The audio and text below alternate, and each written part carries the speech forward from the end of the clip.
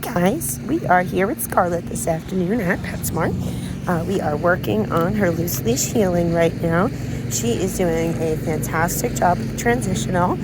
This is our first time out in public together, and I'm really proud of how well she's doing. So I wanted to go over a couple of things that is really important to remember when you're healing with your dog. So the first thing is, it's really important to understand that healing doesn't mean we're taking a walk right now. What it means is follow me at my pace. So you have to understand that your dog isn't just getting exercise, but they are also getting mental stimulation by following your lead and making sure they're paying attention to what you're doing at all times. So doing that in a highly distracting area, there's a lot of cars and a lot of people passing by, and she's doing really well. But one thing, she tends to get a little distracted when she sees cars and stuff, and she'll kind of just pause in the road. So what you really want to know, Heel, is that you never want to pull your dog to get you to follow them. So going like that negates everything that we're teaching them.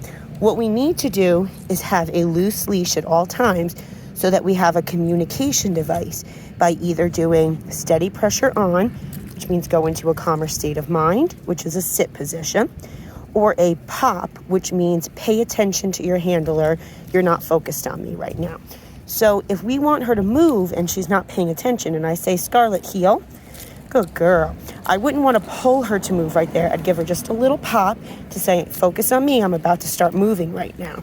So if I turn, perfect. I'm not going to pull her around this turn right now. I'm actually going to release that slack, and I'm going to give her, good girl.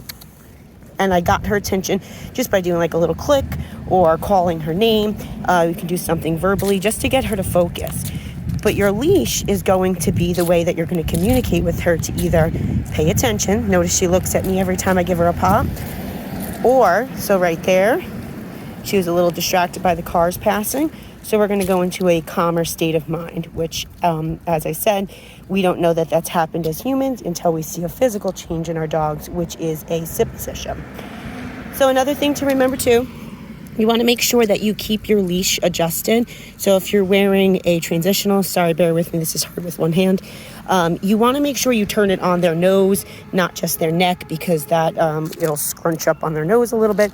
But you always want to make sure that you're keeping this little silver loop right here aligned with their nose. And that's because when we apply pressure, we're going to do a straight up and down pressure, and it's very loose pressure. It is not a big, heavy, firm-handed push.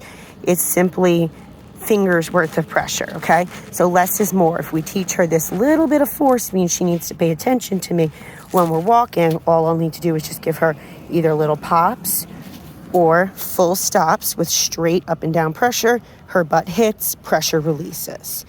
Scarlett, heel. So when we start moving, another thing I always like to show people too is that when we start off, good demonstration here is to say, Scarlett, heel. Scarlett, heel. Scarlett. Scarlett, heel. Okay, so notice if I start moving and say heel, it means follow with me. Remember, dogs don't speak English.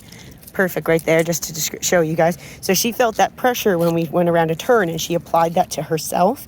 So she actually went into a sit position because she understands that pressure means sit down, and that's the only way it goes away. So Scarlett, heel. But again, when I start moving, notice when I say heel and I start moving, she follows with me. If my pace is nothing and I say heel, heel, she does nothing. But if my pace is slowly moving, heel, she will move with me. So that's a good indicator that she's focusing on me, and she's not just going whenever she feels like it. Okay? So there's some good little tips for you guys to remember when you're out healing with your dog. Stay tuned. We'll see more of Scarlett's progress. Have a good one, guys.